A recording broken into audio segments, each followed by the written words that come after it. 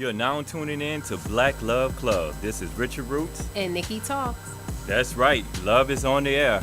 Here we discuss all things about marriage, family, friendships, and relationships. To build a better community, we are addressing many of the traumas in order to heal the village. Tune in every Thursday at 2 p.m. right here on KBOB 89.9 FM. Where we tell our stories our way. And hello, everybody, and we are back. This is our first show of the new year, and unfortunately, right now I'm by myself. My daughter is sick, so we swapped off, and he's at home with the kids. Oh Lord, there's something playing. Hold up. Oh, there you go. So it's me by myself today, and my husband, he's in the comments section, so he will be talking to us in the comments, and I'm really excited because we have two guests today, and today we're going to be talking about financial planning and different things like that, life insurance, and one reason why I think this topic is very important, because as a mother, I didn't know really what life insurance was. I didn't know what it all entailed, and I didn't know what it all entailed, but I knew it was like something that was important. And even just like, even with financial planning, even with investing and different things like that, this is something me and my husband, we have been getting into. So I definitely know he wish he can be here. So he's not going to send me more questions to ask you. So this is something that definitely, life insurance, it was like a big thing, because like all over Instagram I was seeing people like, unfortunately, husbands were passing away, for something like that. There was a girl I follow, her husband, they were influencers, and he passed away. Someone killed him. And unfortunately, that's like a real sad thing. Like, it's unexpected. Like, you don't think that's gonna come. Right. And in my head as a woman, I'm just like, oh my god, like, this is like this stuff is real. Like, what would I do if I was in that situation? Right. So at that moment, it's like we didn't have life insurance, we didn't have anything. So it was just like, what is it? What can I do? So I want to thank everybody, first of all, for tuning in. That's what we're going to be talking about today, because it's a very important thing. And this is something that's commonly not talked about, I see, in the Black community at all. So how many people are going without things, and it's just like, it's like car insurance, right? But we're going to get more into that, so I ain't going to be saying, let me zip my mouth. But y'all, I have two really amazing guests here today. I thank you, everybody, for tuning in. Hopefully, okay, my mom's in here because she asked me to send her the link. And I was like, oh, I'm going to do it. But look, time gets away from me. But yes, so thank you, everybody, for tuning in. And let's go ahead. Let's introduce you guys. You guys introduce yourselves. Let everybody know a little bit about you. I guess we can go ahead and start with you first, Jasmine. Okay. And then let's go ahead and talk with... Is it Brianna or Brianna? It's Brianna. Brianna. Everybody calls me Bree, so Bree is... Bree. Yeah, okay. Bree is good. Okay. All right. So let's go ahead and introduce you. Go ahead. Oh, wrong person. Yeah, so my name is Jasmine Royal, and I am a life insurance educator of 8 years now. What else you want to know? Tulsa native, of course. Yes. Yeah, I've been in the financial industry, like I said, 8 years. And basically what that means, or what that looks like, is I empower people through education to, really just teach them about life insurance and what that looks like and how that works, what it looks like for them, things like that. Yeah, cool. And you gave me a lot of knowledge regarding life insurance too. So now we have another amazing guest. We have Bree here. Hey, yes. Hey. So, am I on? Am I on? Yes, you're on. Perfect. I was like, I can't hear myself. That's weird. No, but hey, everybody. My name is Brianna Graham. I am a financial educator. I am a federally licensed investment broker, so I help people, just in the same way Jasmine does, understand about money, how to plan properly whenever it comes to money, because it's not something that we're taught about, right? We're always on TikTok, Facebook, Instagram, just really and Google, trying to figure out how to put the pieces together. But a lot of times, I always say experience is the lowest form of learning, right? So whenever it comes to learning about money, I like to teach people from a wisdom standpoint, from a standpoint of like, hey, these are the things that I've learned professionally. Let me teach you, versus having to lose somebody or having something tragic happen before you properly prepare for it. So that's what I do. That's what I love. That's really good. I like that. That's really true. A lot of times I always heard, when we got married, finances played a big part in marriage. And a lot of times finances will cause a marriage to fall apart and different things like that. And a lot of us, when I got married, I have grown since then. My husband, like, I just like buying clothes and different things like that. And then once you become a mom, it's like you really can't do that type of stuff. You can't just go spend money, because it's like now, you got everybody a whole else to think life. about. Yeah. Yep. So that was like, very different. And then we went from, like Richard was my husband. He said, experience is the lowest form of learning. That was something real. I'm so happy you said that. Like, because I was like, dang, what is that she said? We can always go watch the replay, right? But yes, that was really good. But coming from like me, I didn't know what to do. It's like how to save. Dave Ramsey, he had a good method, but the thing is, I needed like a lot of accountability. Yeah. So, we understand that. Yeah, but for sure. I just was like, getting married, and it just was like, now I'm a mom. We went from 2 incomes to 1 income because I ended up staying home. Yeah, we know about Same. that. Yes. Current. And I just was like, okay, now we got to make this 1 income work. Yeah. And my habits are pretty bad, Now, looking back, we look back at the money that we spent, like, especially on fast food. Yeah. Now I don't really don't spend money on fast food anymore because I don't eat out. I don't eat meat. So it's like, I don't really go out that way anymore, But before, y'all, I was in the lines for chicken sandwiches, All the things. the Chipotle. the Popeyes, All the chicken things. tenders. No, facts. Like, I get it. yes, like I was there. So Yeah. and y'all, it was terrible. Like, you You're look not back wrong. over that year of all the money you spent on fast food. You know how your bank likes to do that? Yeah. And embarrass you? They do. Yeah. Yep. I end up just like looking like, oh my God. Yeah. So one of the things that, whenever I'm sitting down and I'm like doing a plan with people, if we're trying to figure out like, hey, what are your spending habits? What does that look like? One of the things that we do specifically is I say, hey, I don't really want to know where your money is going, right? Like, personally, I don't. But what I'm going to have you do is go ahead and print off 2 months worth of your bank statements, highlight every single thing that was unnecessary, right? Because a lot of times we're like, we don't have money to save. We don't have money to do this. We You don't did. have. You ate it. You ate it. You ate the money, right? Like, the money is gone. You ate it. But I just say, hey, go back to those 2 months, highlight the things that weren't a necessity. So if it was eating out, even if it was a subscription, Netflix, whatever, that we normally don't tend to pay attention to because it's just a little bit of money out the door, Right. highlight it, add it up, look at it, right? Take some accountability for that number, whatever it is, and then cut it in half, because we want to enjoy our life. Like, we work to enjoy our money, but Right. we don't have to eat all of it, right? We can eat half of it. How about that, right? So I understand that too. I mean, we'll be married 10 years this year, so yeah, Me it's too. a whole thing. Hey. Decade. I know, decade. So my husband has a question. He said, why do you think so many marriages fall apart due to finances? Oh, who wants to go? ahead. You want me to go You got first? it. The You got decade. I won't say fall apart. They can fall apart because, I mean, money is just a stressor. It can be if you allow it to be. But one thing that I have learned, and we're still learning, especially when it comes to money, is communication. A lot of people, they don't know how to communicate without becoming defensive.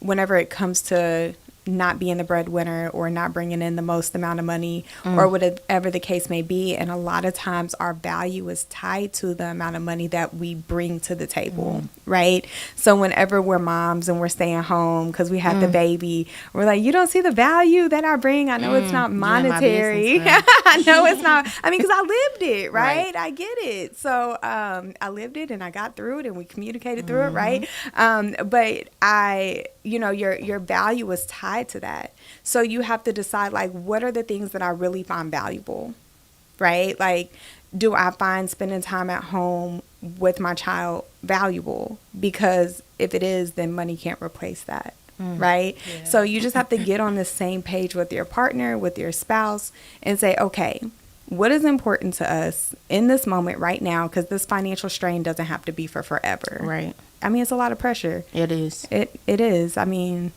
it can be. And especially if y'all know how to communicate through it. So Yeah, definitely. I know, like, being married 10 years, you know, we have had moments where I didn't have to look at the bank account. You know, Yeah. when you're going out, I'm Yeah. like, well, let me look at the bank account Yeah. check, you know? Yeah. I didn't have to do that. We had moments where I didn't have to. I could just go out to eat. I can go shop. You know, lately, I've been a little... Yeah. It's been a very humble moment, but a very humble moment of learning. My husband's on work comp right now, so yeah. he's currently not able to, you know, make as much money as he was Yeah. making before and different things like that. And when we had our business and stuff like that, like we were doing very well. But it's like, you know, now it's definitely a lot of more control. Yeah. You know, definitely having more control on finding the things, because I'm still a stay-at-home mom. Yeah. And I'm still like that. That's the value for me. Like, I love being at home with my kids. I love being able to. Now, do I want to be there all the time? I don't. Yeah. No, But I get that. you know, but I do love to, you know, be able to, like, watch them grow and different things like that. Like, I love that. And it's just like, but, you know, I find that this has been the most stressful moment of our marriage is because of finances. Now, my husband is really, honestly, he is great. He's gonna make, look, We know. if it's We know. rainy Shout out to outside, the he's husband. gonna, yeah, he's gonna make it Because me, I'd sunny. be like, what's going on? Yes, and he's been doing his thing. So, Right. like, really, honestly, he's been doing his thing. But it's like me, you know, like especially this summer, I think that was like my highest stress moment of my life. I was like, my gosh, I didn't know I was so stressed, you know? And I just was like, you know, I have to know. My husband says it's going to be okay. 9 times 10, it is going to be okay. Right. You know, Right. there's like a rare 1% chance that it might not go the way that he Right. said, but majority of the times, It's gonna be okay. I can't even think of a time, honestly, that it's probably a 10 out of 10. But, you know, Right. We get it it. just, yeah, it's always going to be okay, and it's going to happen. And it's just like, I value that about him, and I love that he values the thing. We value the same thing, so he's going to make it happen. And I love that you said that, you know. So money, yeah, it's a big one. Yeah. Now, we're going to get into you. We're going to get Okay. into you. I'm but- like, why she got all these notes over here? gonna get I'm just I don't know. I didn't even know the questions. I just came I with whatever. just hopped up in here. I was about to segue, and then I was like, wait, no, we got to build up on this, because then once we build up on this, then it's going to bam onto that, Okay. like, real hard. So, but now my husband has another question. He Yeah. said, what's the best advice you would give to a young couple who have a problem saving? Ooh. Jazz, I'll let you take that.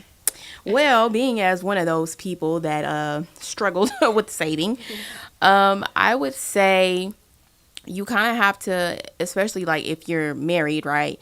Both of y'all have to make sure that you're on the same page with saving, not just saving in general, but like the amount, how often. And I would put a goal to it as well, because literally it's so funny because my husband Quan, he literally the other day, he was like, all right, I'm about to do this to make sure that we have X amount of dollars at the end of the week.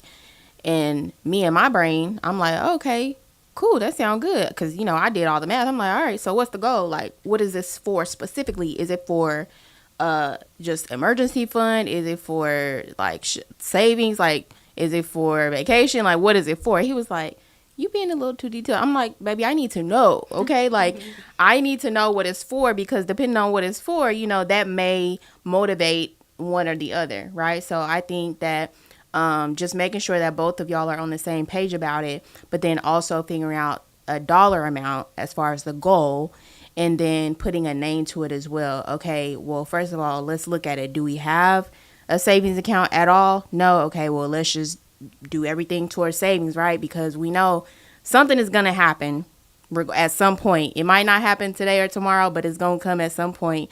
So if we don't have savings yet, let's just do that towards the savings, and then we can start on the other things. So that would be my tidbit. Yeah, definitely. Jordy said, I love that you are all talking about value. Value is currency as well. So Yes, I had to absolutely. read that. But yeah, definitely, you got to be on the same page, because saving, I remember this point. I was like, we were saving, and then it's like every time we got to like the amount, like a great amount, Yep. something went wrong, Happened. and it Yeah. was like the exact amount, and I was like, I'm never gonna reach this goal. But I mean, thankfully we had that to cover that, you know. Yeah. And it's just Yes. like it because. Think about it. Yeah. Thankful. You know, yeah, it's very thankful for those Yes. moments, and it's just like, you know, now we're like where we're at now. Like we're like, okay, our mind is like so focused, and you know, we're like, okay, we're gonna meet these goals. My husband, he always saving something on the side. He like, I'll be like, hi, where you Love get this that. money That's from? Right. me. He's That like is always- me. I'm a secret saver. Oh my God. Don't, I hope That's Jared's Quan. not watching. Right, that's Quan. I'd be like, where you put that money at? I'm a secret saver. he always has something on the side, and he's like, he'd come out of nowhere, and he was like, "Yep, I just been saving this," and I'm like, Oh. okay, you know, but I'm happy he's like that, because, you know, and that inspired me to do that, you know, and I got this little jar, you know, back in the old days, let me not say old days, back in the Back in day, the day. you know, used to put the money in the little container Yep. and watch it fill up. So that's what I'm doing, and it's really fun because, you know, kids get to see it fill up and everything too. So my daughter, she was like, well, once we fill that up, can we go to Disney World? Gotta It have a looks like- goal, Right. just like Jasmine Yeah, said. involve What are them we doing kids this too, for? because the kids gonna always remind you, Mom, did you save X amount? Daddy, did you say? You remember when you said. Right, they will That's not my let kids. you forget. Remember you That- told me. That is like I'll be like, look, I don't even tell her stuff anymore. Yeah. It's just like, I wait till the moment, like right before, because I'd be like, she's going to ask me about it every day. But yeah, so now how do you encourage a spouse who loves to spend, save? Ooh, that's me. That's me too. I like to spend a lot. So I like to spend and save. So that's hard. I would say, well, since it's me, I guess I'll use Quan's perspective. So he'll try to encourage me, or he'll like ask me beforehand, like if he gives me a certain amount of money, he'd be like, so what you doing this week? And I'll be like, gonna do X, Y, and Z, might grab a lunch on this day. But he'll kind of ask me throughout the day too, like, you know, what'd you do today, or what'd you eat? Because he trying to monitor low key. He don't know that I know what he doing. Right. But I know. What's it called? Temperature checking? Yeah. Trying to temperature check. Yeah. So I feel like he does that to kind of gauge, you know, or he'd be like, oh, you still have, you know, X amount of money? I'd be like, yeah. Well. Why you ask? Yeah. So I don't know. It's hard for me to answer because, you know, she is me and I am she. Yeah. No, I guess not. we're all a person. I don't know, but I'm going to tell you, one thing my husband definitely does, he encourages me a whole lot. Like, he'll sit down and he'll just, like, encourage me, like, you know, this is like, he'll go over, like, the goal. He says, like, what's the goal? What's the plan? And he's like, where we want to be. So when he does that, then I feel, like, reassured. And then I'm like, okay, I ain't going to, but I've been doing good, fortunately, because I ain't got too much to go. Yeah, You know, yeah, but I I've been get doing it. good. I know that's right. You know, gotta do good, girl. I've been doing really as good. a excess spender, whenever as an excess spender, when I really started to get it together, because I mean I would just spend money on everything. I mean, Jasmine, I love going to brunch. I love going to brunch. I used to love going to have drinks, lunch. I mean, anything that I could do to just be around my friends, be around people, because again, you want to enjoy the money that you make. I used to have to give myself a spending limit. Oh, I love Starbucks. Like, love it every day. It's like right around the corner from my office. So the thing that I had to do was upload a certain amount of money onto my Starbucks app. And when that money is gone, it's gone. Like, I can't go over. I can't like it's done, right? So that was like my weekly or my month. I did weekly in the beginning, and then I kind of went to monthly, and now I don't even drink it so much anymore. So I look on there and I'm like, oh, I still got money on my Starbucks app, right? Because I know that's what I use for that. So if there's even an area, going back to that debit card challenge, like look at where you spending the most money, add it up, look at it, swallow that pill, and then cut it in half and see how you can allocate it in different ways, and give yourself a spending plan, because a budget feels super restricting. You're like, oh, I got to stick to the budget. I got to stick to the budget. But if you're like, oh, I got this much to spend, like that feels more freeing. Right. I'm a person, I value freedom. So anything that feels like restricting or I can't do something, like I will rebel against it. Yeah. But if I feel like I have if somebody's a spender, they probably just like the freedom of being able to spend. So maybe having that freedom conversation, communication can really change the trajectory whenever it comes to being a spender and your thought process around it. Yeah. Or I was also going to suggest maybe, I know this is, I guess, considered old school. I don't know. Just cash. Specific envelopes for Starbucks, the brunches, the whatever. Once that money is gone, shopping, right? Yeah. Love to shop, right? Love Ross. I wish I loved to shop. I'd be so overwhelmed. I'm like, I only like to shop on online stores. That's the issue too, because Shein, love it. Yeah. But the only in-store like store that I like is Ross. But yeah, specific envelopes. Okay, once this is gone, it's gone. Yeah, definitely. I started to use cash going to the grocery store, and that's smart. I like doing that because I wasn't putting extra stuff in the basket. Right. Like I knew what I had. Yeah, you know, the spending plan. Yeah. So I've been doing that lately, and I actually like it. You know, because my husband, he gives me a certain amount every week, a certain amount, and then it's like I have to use, like, obviously I'm budgeting it so I can figure out. I have learned how to finagle some prices in this grocery card. I'm like, okay, wait, because I want to do this. So, so, you know, or I want to get the kids this or whatever. So it's like I, you know, figure out what stores like has the best sale. The deals. Yeah. So I'm like doing stuff like that, and you know, I find that works out like a whole lot better. And then when I was doing cash, so y'all definitely on to something there. Look at me, you know. Look, you already know. Jordy said a spending plan because a budget can feel restrictive, and having cash, I'm going to keep both of these in mind. So Yes, Jordy.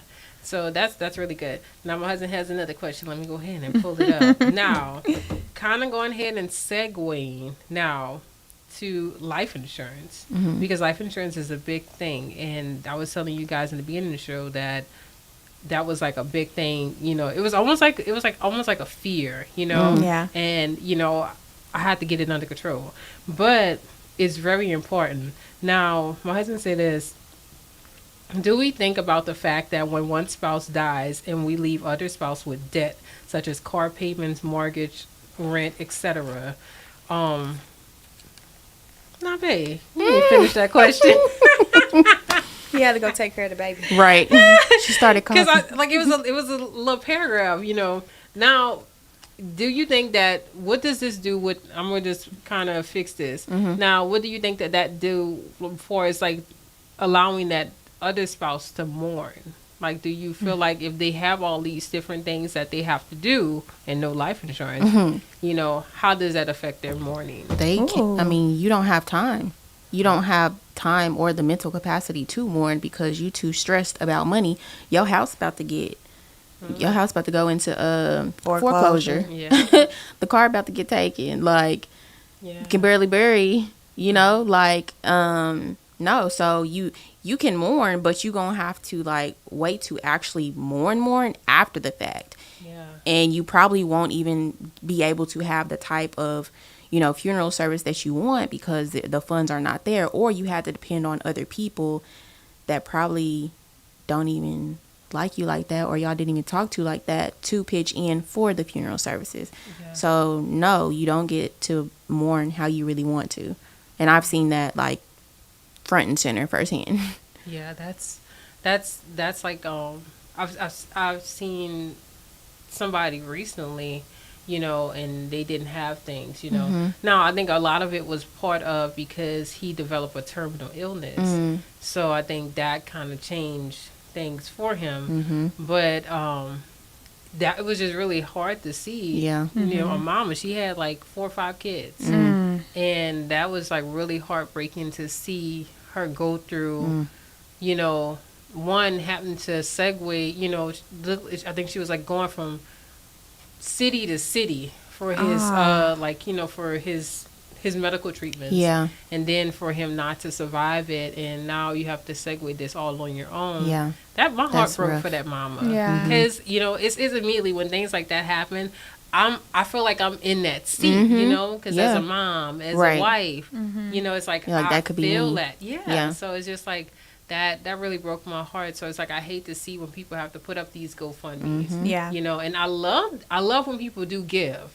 Yeah. Because there's some GoFundMes I clicked on and the goal is $20,000 and it's at, maybe $100. And it's been there for a while and it's like, dang, I see that a lot. Yeah. So it's really heartbreaking, because things can be unexpected, and there's someone's a real estate will say he needs life insurance. So I got you. There you she go. said she got you. My husband said grieving is a luxury. That's That man need to be a poet. Come on. Listen. That man write a book. Drop that. That need to be a post on top of a poet. Because, no. I mean, I agree. You're not allowed to grieve. Having to think about how you're going to fundraise, do a GoFundMe on top of taking care of kids, on top of, thinking about what is it, $20,000 just to bare minimum be able to bury somebody. We think about the things that we don't have, man. Like in that moment, in that time, like you really don't have it, right? So if you think you don't have $50 now, or you think you don't have, $100 now, like really think about what you want. 20,000, right? 50,000. And we see it all the time. I mean, you've been in the industry 8 years. I've been in here going on 6. Yeah. So, I mean, it's just something that we've seen. And Jasmine and I both have been able to hand our, our clients' beneficiaries checks from whenever the person has passed away.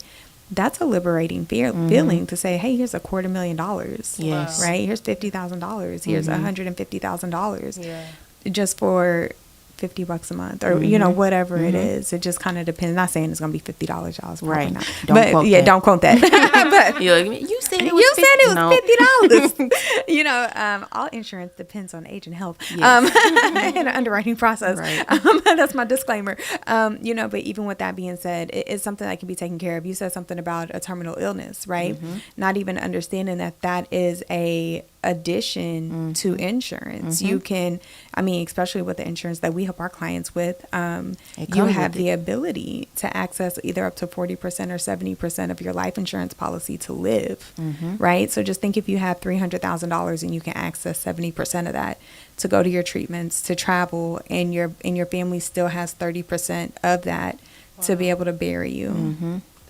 That makes a difference. Right. That's But we have huge. to have those conversations. Right. Yeah. Yeah, Don't know that's what we don't know. huge. That's huge because you have to think about that. Things happen. Things come up. As horrible as the food is nowadays, and everything else, air quality and different things like that. Dr. Nikki, I wanted to just say a few comments. She said, GoFundMe is irresponsible when life insurance is affordable. Oh, Doctor. Yes, Jeez. that's good. That's really good. Oh, I just saw that and I was like, I gotta see. Now that. I'm gonna I have gotta to say quote that. can we screenshot that? Right. Because I'm gonna post it tomorrow. Yeah, right. Yes, but and it's just like that. That is so true, because that is. If I was to go to fast food, and just to say I was to stop at Chick-fil-A or something, would I spend a month on insurance? That's a whole meal for my family at that time. For sure. So it's like that's easy to You could do that in 2 give, days. You know how many people I see people all the time saying they stop at and get fast food all the time for their family, and it's The like one thing that's killing you. No, I'm just kidding. No, You're literally. gonna pay for it. yes, And they gonna like it too. Yeah. yeah. So it's like it's so cheap, and it's so easy to obtain, and it's just like it's just finding someone who's trusted. Now I want to get into that because hold on, Might step on toes. we're gonna get into it. Let me see.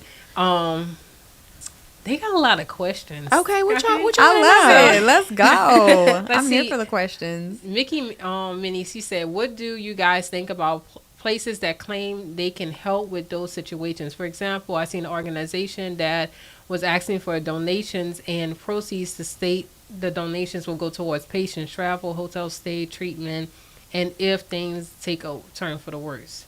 So I guess she's saying there's organizations that's doing that. So what do you guys think about these places that claim, they will help with those situations? So I'm a big person on what does the paper say. Yeah, I'm like, do your due diligence. Yeah, definitely do your due diligence. And I tell people, I probably told you and your husband that too. It don't even matter what I say or any other agent says. What matters is what the paper says in black and white. So if they're not handing you anything in paper, in writing, I mean, it's kind of just hearsay, right? And that's no knock to any organization, right? But it's really just a matter of doing your own due diligence. I wouldn't trust anything unless I can see it in writing. And because that's what matters ultimately. That's what the company is going to go by. Yeah. Yes. Now, look, because I'll be watching you. And recently you've been going viral on, I think, TikTok about people's life insurance policy and them not reading all the way through. Tell us a little bit about that, because I think that is something that's really key, reading that paper and seeing what it says. So tell us a little bit about that. Yeah, so like I said, I've been a life insurance educator, right? I say I separate myself as an educator versus an agent, because anybody can be a life insurance agent, but not everybody is a life insurance educator, right? When you're an educator, that means you're dedicated to educating people about the ins and outs of things, right? Not just an agent that sells something. And that's no knock to anybody that does just want to sell something, right? I'm knocking. And so, and so throughout my career, what I have seen is that, people, they have insurance policies and they're like, oh yeah, I have X, Y, and Z, or, oh yeah, the agent said that I could, borrow X amount of dollars from my policy. And I'm like, oh, interesting. Well, did they tell you this part? Or did they tell you this? Did they tell you that you have to borrow it with interest? Did they say you have to pay it back? And if you don't, X, Y, and Z? And they're like, no, what are you talking about? I'm like, go find the policy. I'll show you. And lo and behold, they show me the policy and it's right there in the fine print. But when I say fine print, I don't mean like, sometimes it's in bold, but sometimes it's at the very bottom of the page with a little asterisk next to it. And you have to like look up real close to it. That's what I mean by you have to look at the fine print, or that's what I say, like, that's what the company is going to go by, not what the agent said. Wow. So that's, I guess, what a lot of people don't like about me is that I read the contracts. No, and that's a good thing because, girl, I had to get on somebody at Verizon about something. They quoted me, and it was there, but then it was like this other portion. But at the same time, I got it right, and they did get my bill down because I said, look, I wasn't going for none of that. So they still got my bill down. But that's Verizon. They ain't going to do that with life insurance, y'all. So right. If it ain't in the contract, will you sign? They not doing it. So Dr. Nikki, she had said in her family a few years ago, she had to help bury a cousin. She said, I told them I would never do it again. I called the family meeting, brought over an agent, and made everyone without a policy get one. As a family elder, we stopped that foolishness. Notice what ethnic groups uses GoFundMe, selling plates and taking up collections. We have to educate our people. That is so true. It is us. Come on. It is the plates, the plates be good sometimes. Yeah, sometimes. But we can't live like that. We can't do that, And it's something so simple. These are people that be wearing J's and Hello? I mean Gucci. Yes, Fendi. named out, and it's just like Balenciaga. Sorry, I had to throw that in I there. mean, and it's sad, and you could have paid it up But for a year. For okay? years. I was say Yes. 2, 3. Yeah, 2, 3 years. Multiple annual payments. I don't get it. I don't get it. Why we do that. We have to really take care of home first, and the most important thing is family.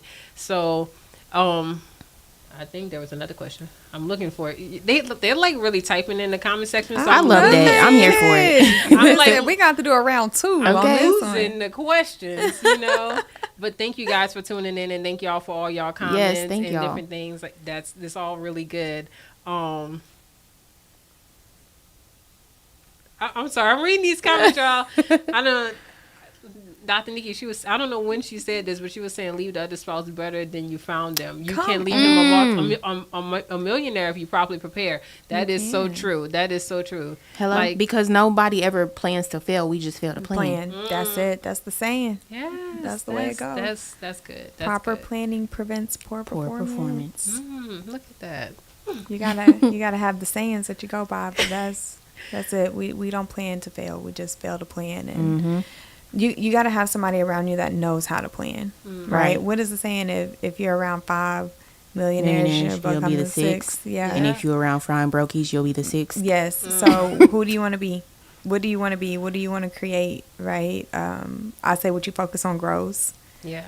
Whatever you focus on, that's what grows in your life. So I'm trying to focus on creating this generational wealth. Yes. Because when you think about it, like just all the things they can accomplish, you know, that they don't have to struggle. They can spend their time mourning you the correct way and moving on with life a whole lot easier versus figuring out, you know, especially me being a stay-at-home mom. Yeah. What am I going to do? But honestly, like, think about it. What would your husband do?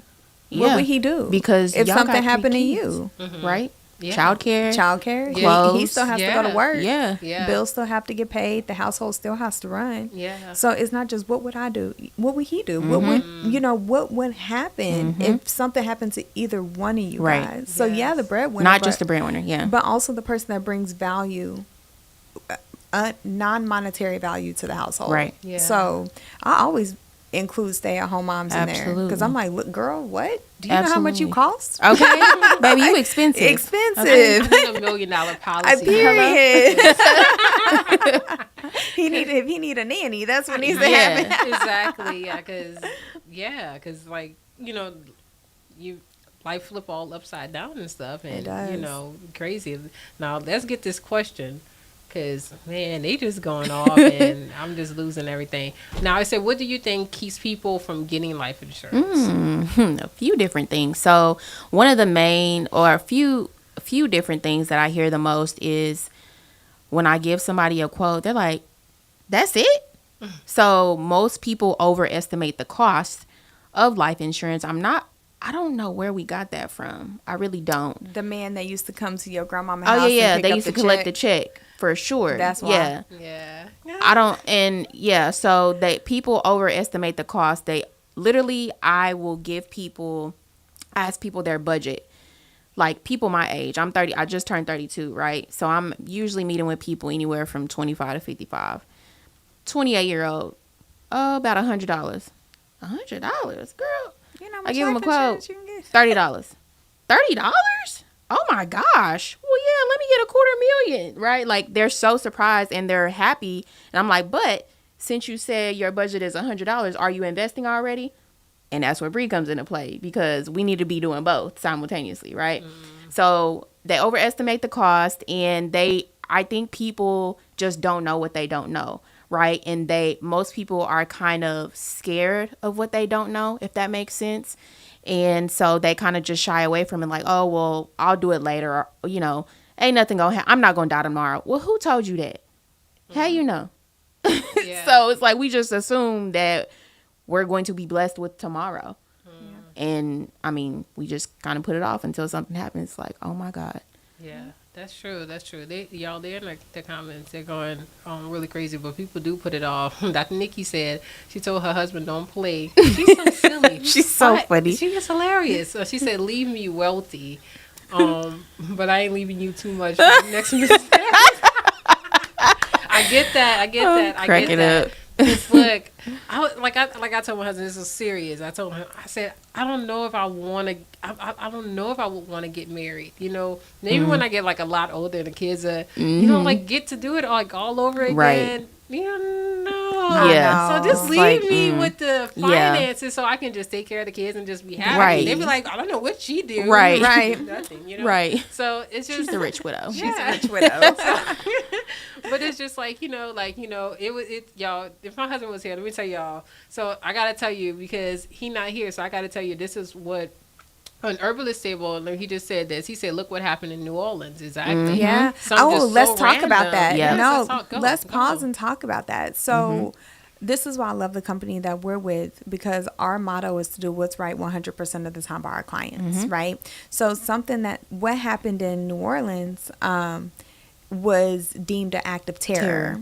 So, a lot of and this is why you got to do what, Jazz? Look at that contract. Look at the contract because a lot of life insurance companies will not pay out because they have that if clause. it has a clause that says they died by an act of terror. Wow. 9/11, life insurance companies didn't pay out. What happened in Las Vegas, life insurance companies didn't pay out. What happened in Florida at that nightclub, life insurance company. Didn't pay out. Anything that is deemed an act of terror Or war. or war, act of terror, act of war, does not pay out. But our company is one, we do not have that clause, and we pay out no matter what. So did y'all hear that? So So y'all want to read get the with contract. these ladies and go read y'all contracts, make sure it's in there. And if it's not, we got some people right here that can get you right. So just Now, Lakeisha asks, can you explain what's bad about the insurance policy that your job provides? I can. So go ahead, Bree. No, I was just, I can, as a matter of fact. Go ahead. I can actually.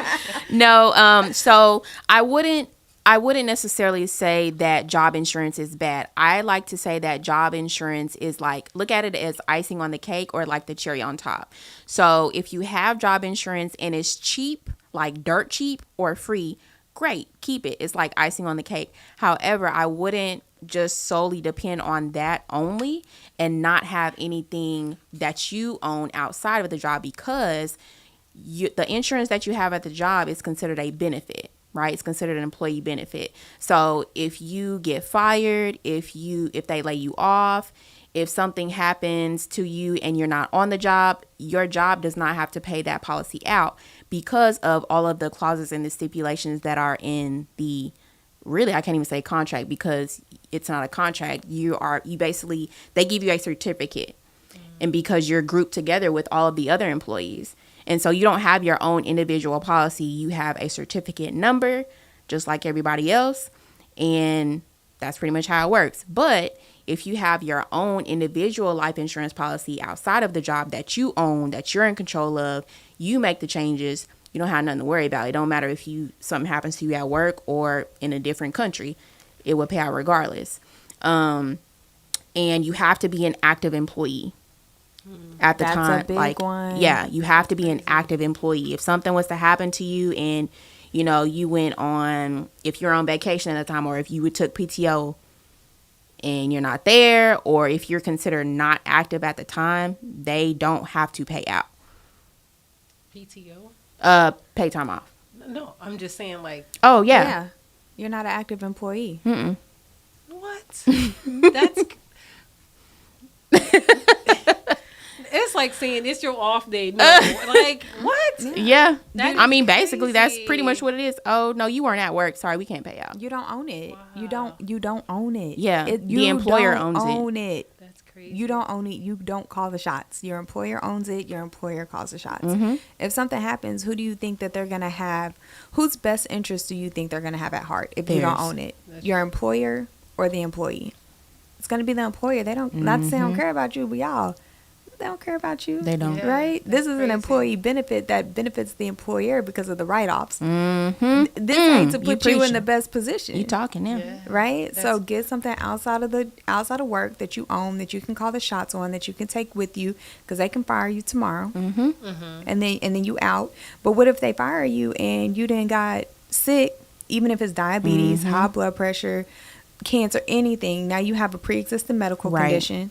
Now it's going to be harder for you to get life insurance because you're you're not a preferred class or a standard Yeah. class anymore. You're now substandard. Right. Right? So, I mean, there's so many things that can contribute to you either having a higher payment or becoming uninsurable at all. I didn't want to say uninsurable, but yeah, uninsurable. You can become uninsurable. You won't be able to get life insurance. People think just because you sign up for it, then you're gonna get it. No, that's not how it works. You gotta qualify. You gotta get approved. So throwing that out there. Wow.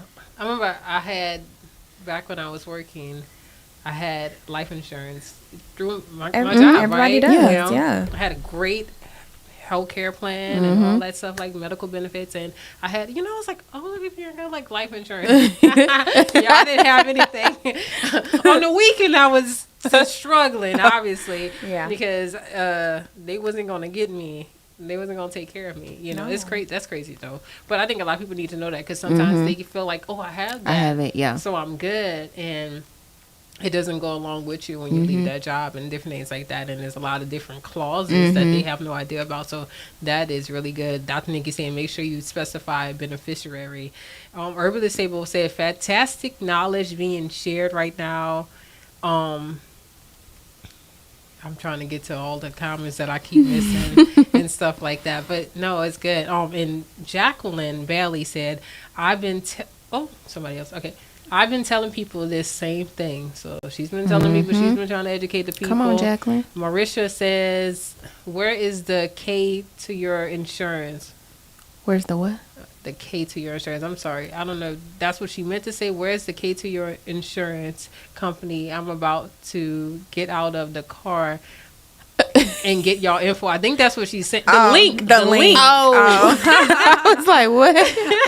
Just click on the profile, girl. We answer DMs. Yes. Yeah, girl. Message me. I got you. Yes, message them. It's Brianna Graham and Jasmine Royal.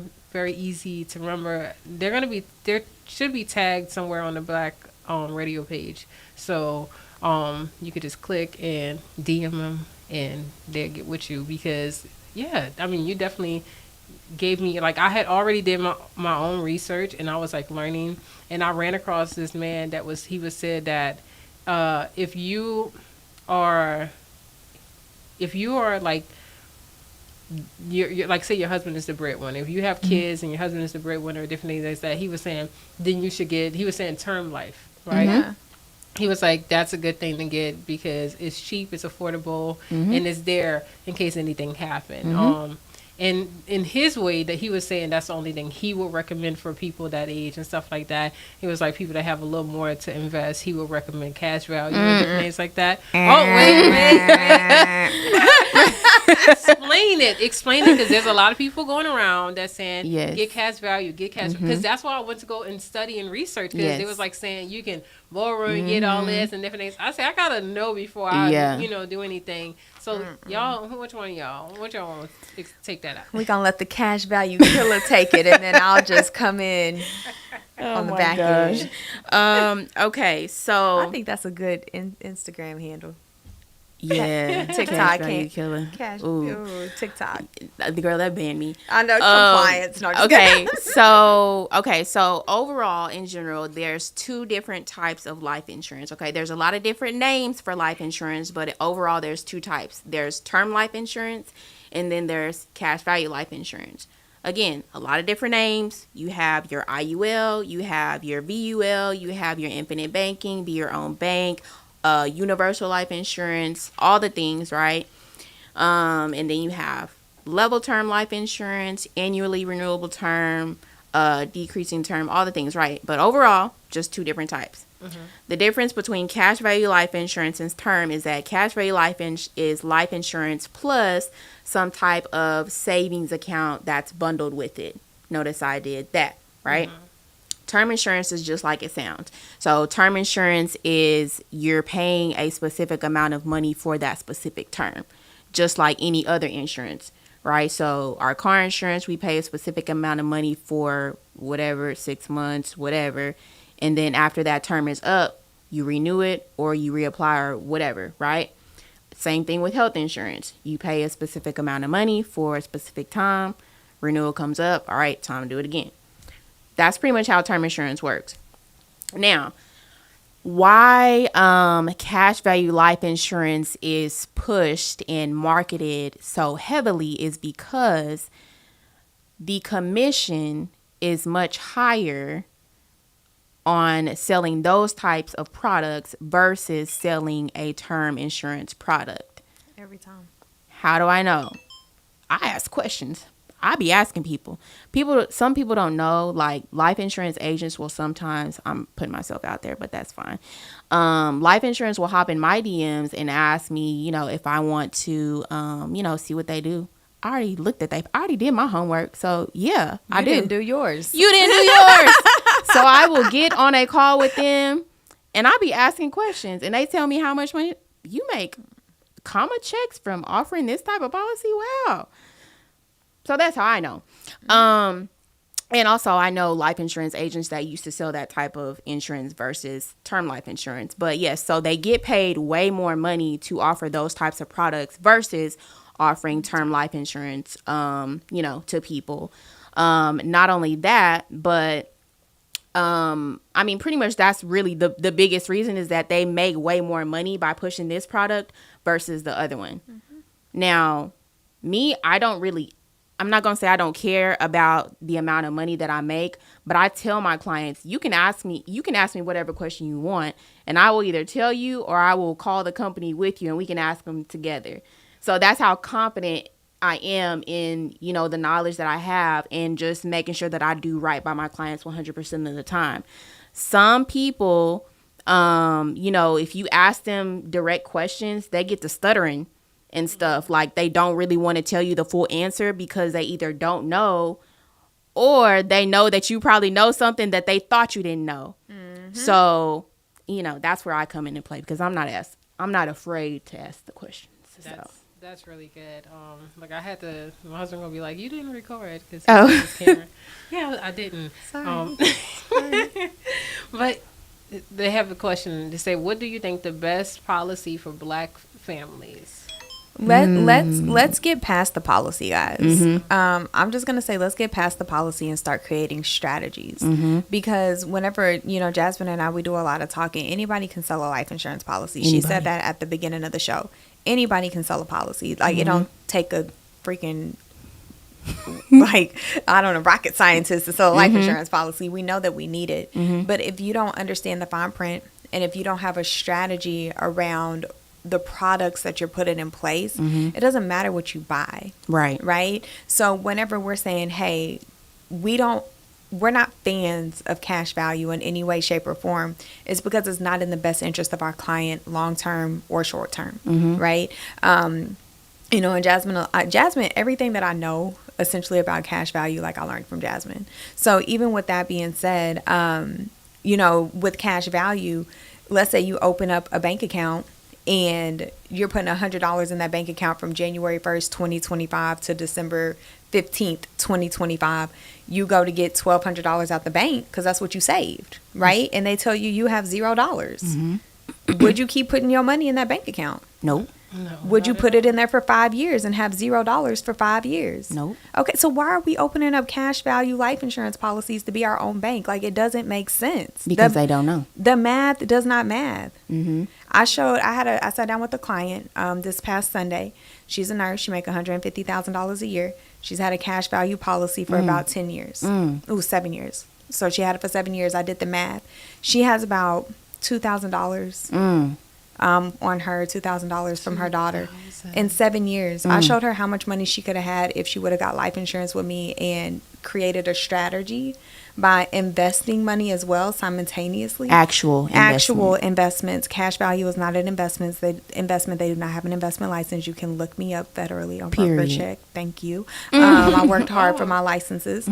So even with that being said, she would have $40,000 if she would have started saving and investing with me. So would you rather have $40,000 or dang near $5,000? Period.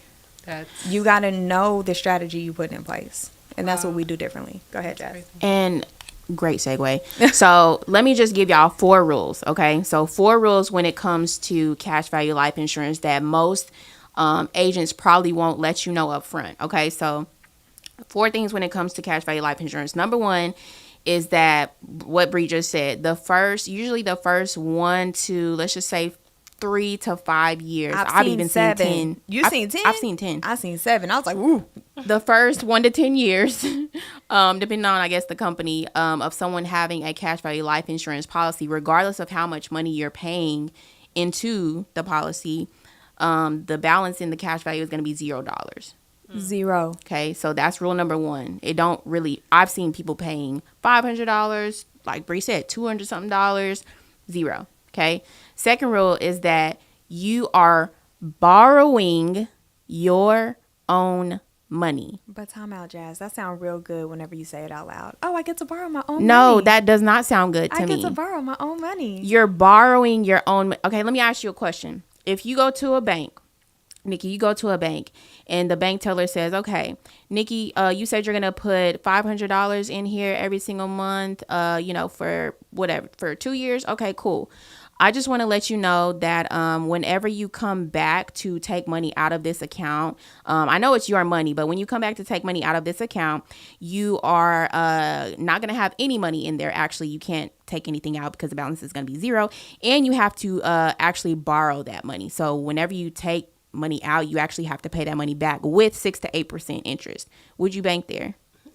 No, but that's exactly how that works. Okay, so if you have a cash value life insurance policy, usually you have to, if you borrow money out of your cash value, if you even have any, you're going to be borrowing that at 6 to 8% interest. Okay, the third rule is that if the money does start to grow, eventually the rate of return that it grows is very, very slow. And Bree can talk more about that rate of return because she's investment licensed, right? But the rate of return is usually 1 to 3%. So it grows very, very, very slow compared to a legit investment account that she can help people with, right? So like a Roth IRA. I'm going to have you even go deeper on that. So why is 1 to 3% low? Okay, well, let's think about our bank accounts, right? Or our savings accounts that we have at a bank. The rate of return in our savings account is 0.001, probably lower than that, honestly. 0.5%. Yeah. So if you thinking 1 to 3% and the agent told you that you can grow wealth, well, how am I going to grow wealth getting a 1% rate of return? Baby, I'm going to be saving until I'm 95 years old. Yeah. And I can't enjoy it at that point, right? So that's the third rule, slow rate of return. The last rule is that if the policy owner dies, yes, the beneficiary is going to get the death benefit. However, they will not get the cash value. No. Although they were paying for 2 things the whole entire time, they're only going to get one or the other. They can choose. The only way that they could get both is if they have what's called option 2 or option B. And most people don't have that because it costs more money. Wow. So those are the 4 rules. It costs like 3 times the amount. So if your policy is $500 a month for an IUL or some type of cash value life insurance policy, you're going to be paying like $1,500 a month just to be able to get both. Right.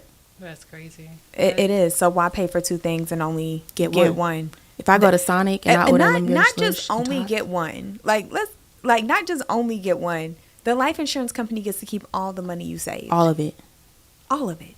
All the money you saved, all the money you quote unquote in heavy quotations invested, the insurance company gets to keep. Yeah. That's crazy. That's mind blowing, and there was some mind blowing emojis going off in the comment section. And so, real quickly, because we run out of time. I know we got the round 2 this one. So Herbal Stable said, "How does one get the lowest rate?" So I guess because I think one of you guys mentioned that what determines a high rate besides a low rate. So versus a low rate. So the price of life insurance is generally determined by your age and your health. The younger you are, the cheaper it is. The healthier you are, the cheaper it is. The older you are, the more pricey it gets. The unhealthier you are, the more pricey it gets. Also, obviously, coverage amount. So that determines the price. And let me say real quick, too, don't always just go, let me find the cheapest life insurance. Because that'll get you in trouble That will sometimes. get you in trouble a lot of times. Like, look for the value that the life insurance, we talked about value, look for the value that the life insurance brings. That's all I'm going to say. People are like, oh, I got it cheaper over here. Okay, that's like going, around the corner to get some tires. Do you want to get good tires or do you want to get tires where they done redid the trip? Like, Right. what do you want? Yeah. Right? This is your life. So I'm trying to be quick. I'm sorry. And Jacqueline, she said, I wanted to get to hers. She said, you can outlive some term life. That's what people say. Yeah. She said, term life, it ends when you turn 80 years old, and you are turning 81. Well, insurance is over. You outlived it. Is this true? It is. And come sit down with us so we can show you why the strategies that we put in place won't, like, it doesn't even matter if your life insurance is over at 80 because we Right. put a strategy Right. in place. You'll have money. Right. Do you want $50,000 in life insurance when you're 81 or do you want $500,000 in your bank? Ooh. What do you want? Hello? Go see them, y'all. Because that makes sense. Because it's like, you can have term, but then also, what are you doing behind the time. Strategy. Yes, Right. I love that. Strategy is not about the cheapest. It's about the plan. Yes, That's I it. love that. I love it. I love it. I love it. Y'all look, they going off. We're going to come back, y'all. We're Yeah. going to come back. I just Bobby, you hear that? I just re-invited us. She said she needs to go look over her policy. Yes. Um, Email me, girl. I got you. yes. I'll look at it for you. and yeah, that is really really honestly really great things, and so one more question, because Okay. she asked. She said, I pay $74 a month for my daughter and I. Is that a good price to pay? We It don't know. depends. Yeah, We I don't don't know know. how old. I don't know how old you are. I don't know how much coverage you have. I don't know. I don't know anything. So message me, hon, and I can look at it for you. Yeah, so message her, Jasmine Royale, and I'm Ooh, just type I her like in the there. Royale. I wanted to ask you that. I was like, do you say Royal or Royale? I mean, She might change it after today. might put a little spin on it, but no, it's royal. Yeah, so check her out. She's on Facebook. You can DM her, and she'll go over it. She's been going over people's, things, and I went it's over just one the other day. it's crazy. I'm gonna post it too. Yeah, Cash value killer. So yeah, but y'all, I really enjoyed this conversation. This hour has gone by Very fast. too I'm like, fast. dang. We had fun. Yes, it's gone by a little too fast, and I've really enjoyed this. Everybody else really enjoyed this conversation. Thanks, and y'all. Thanks for that's tuning in. what really, really, really matters. So the next time we come, y'all got to share it like crazy. yes, Mm-hmm. yes, because it was a lot of helpful information and just like stuff that we don't necessarily think about, you Yeah. know. And when you get to like the realness of what's really going on, when you think about just like what happened in New Orleans, Yeah. stuff that's Mm-hmm. unexpected, going over those clauses and stuff like that, Yep. seeing what you can, what you got, Right. basically, because if something like that happens, obviously you are not expecting Right, that at right. all, right? Right. As you don't expect most things, Yeah. but it's just like when you have something like that coming on, like You need to know. what's going on. So Yes. I enjoyed having this conversation. Thank you for Everybody else inviting us, enjoyed Nikki. having you. My husband, he said Royale, and he put the little crown. Period. So yeah, I enjoyed having you guys, and that's my favorite street too in New Orleans, Royal Street. Royal Street. So that's my favorite street. But yeah, I enjoyed this Thank conversation. y'all so much. So y'all, thank y'all so much for coming. I'm really excited, and I'm gonna have to get y'all back here next time because this was a really. We're going to good- open up the call lines next time. Yeah, That was right. fun. Yeah, we didn't have. Look, any- I'm planning a whole show. Let's don't go. Nobody call right now. But y'all can call next time. We gonna get y'all. But yes, so until next time, you guys. I'll see y'all.